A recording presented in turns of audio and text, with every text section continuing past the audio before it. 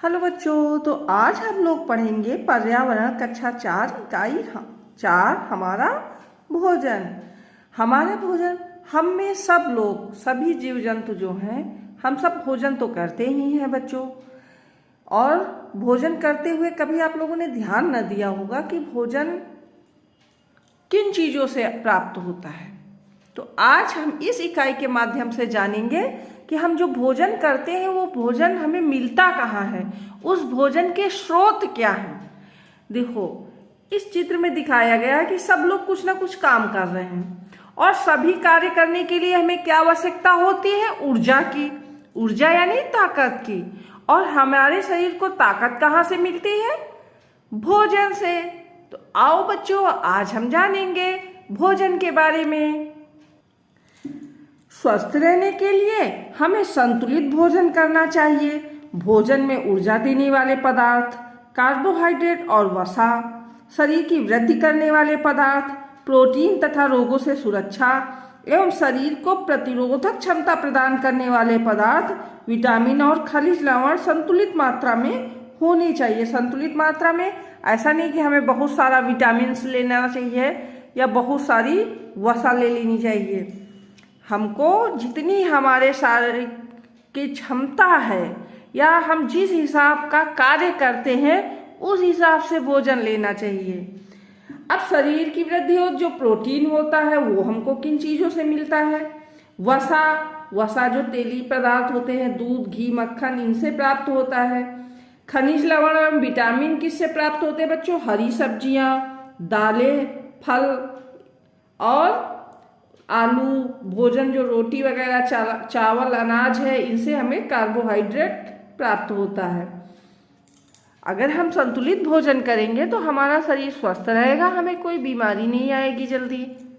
तो बच्चों, जो हम प्रोटीन या विटामिन सी जो चीज़ें प्राप्त करेंगे ये हमको कहाँ से मिलती, इनके स्रोत क्या हैं? तो भोजन के हमारे दो स्रोत हैं। एक पौधों से, पेड़ पौधों से हमें प्राप्त होता है और दूसरा जीव जंतुओं से हमें भोजन प्राप्त होता है। तो पेड़ पौधों से हमें क्या क्या प्राप्त होता है हम जानेंगे। जैसे अनाज, गेहूं, ज्वार, धान, मक्का, ये हमें पौधों से प्राप्त होता है। दालें, चना, अरहर, मूंग, मसूर, सब्जियां, आलू, लौकी, टमाटर, गाजर और फल हमें पेड़ों से प्राप्त होते हैं। सेब, आम, केला, अमरूद, आज बहुत सारे जितने भी फल हैं हमें सब पेड़ों से प्राप्त होते हैं। इसके अलावा जंतुओं से हमें कैसे भोजन प्राप्त होता है? अंडा, दूध, मांस, मछली, ये सब भी कुछ लोग भोजन करते हैं। तो ये हमें कहाँ से प्राप्त होता है? जंतुओं से प्राप्त होता है। अब हम करेंगे इस इकाई का अभ्यास प्रश्न। तो पहला अभ्यास प्रश्न है, पौधे से प्राप्त होने वाले किन्हीं 4 भोज्य पदार्थों के नाम लिखिए। भोज्य मतलब खाने योग्य, जो हम खाने योग्य पदार्थ होते हैं जिन्हें हम खाते हैं उनको क्या कहते हैं? भोज्य पदार्थ। पौधों से प्राप्त होने वाले 4 भोज्य पदार्थ हैं अनाज, सब्जियां, दालें और फल। ये हमारा पहले अभ्यास प्रश्न का उत्तर है। दूसरा प्रश्न है, जंतुओं से प्राप्त होने वाले किन्हीं 4 भोज्य पदार्थों के नाम लिखिए। तो जंतुओं से बच्चों हमें क्या प्राप्त होता है? जंतुओं से प्राप्त होने वाले 4 भोज्य पदार्थ हैं अंडा, दूध, मांस और मछली। आइए आगे देखते हैं। अगला अभ्यास कार्य है, रिक्त स्थानों की पूर्ति कीजिए। रिक्त स्थान में है, भोजन से हमें मिलती है। तो भोजन से हमें क्या मिलती है बच्चों? ऊर्जा मिलती है।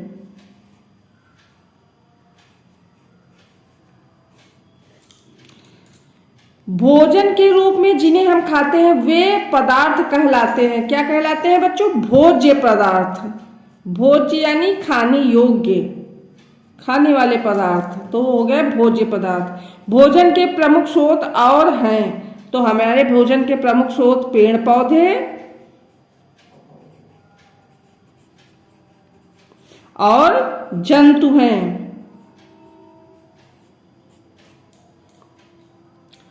अगला है, सही कथन के सामने सही और गलत कथन के सामने गलत का निशान लगाएं। अनाज, दालें व सब्जियां पौधों से प्राप्त होती हैं।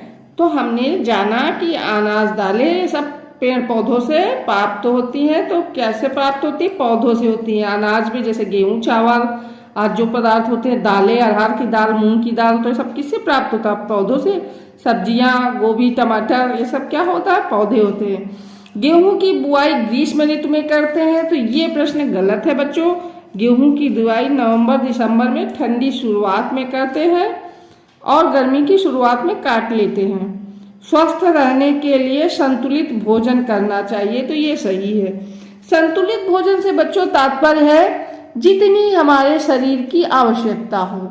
ऐसा नहीं है कि हम एक ही चीज विटामिन से ही खा रहे हैं या केवल प्रोटीन ही ले रहे हैं तो हमारा शरीर सही विकास नहीं होगा।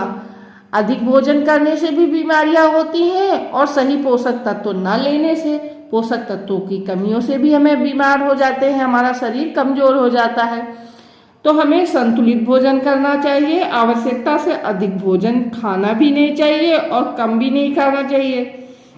भोजन हमारा आयु तथा कार्य के अनुसार होना चाहिए। जिनकी आयु अधिक है या जिनके कार्य जैसे मेहनत वाले हैं वो भोजन ज़्यादा करते हैं। खाना खाने से पूर्व और बाद में साबुन और पानी से लगभग 20 सेकेंड आपस में रगड़कर अच्छी तरह धोना चाहिए हमारे हाथों को। खाने के बाद अच्छी तरह कुल्ला करना चाहिए। बाजार की खुली हुई चीजें तथा कटे फल नहीं खाने चाहिए। सब्जियों और फलों को अच्छी तरह धोकर खाना चाहिए। बाजार का तैयार डिब्बा बंद खाना, चिप्स, शीतल पेय, नूडल्स, मैगी, चाउमीन आदि का अधिक सेवन नहीं करना चाहिए। बहुत जरूरी हो जब हमें घर का खाना न मिल रहा हो तभी इन चीज़ों को खाना चाहिए। हो सके तो हमें ज़्यादा से ज़्यादा अपने घर का खाना ही खाना चाहिए। तो बच्चों आपको यह वीडियो कैसा लगा हमें ज़रूर बताएं। बाय बाय बच्चों।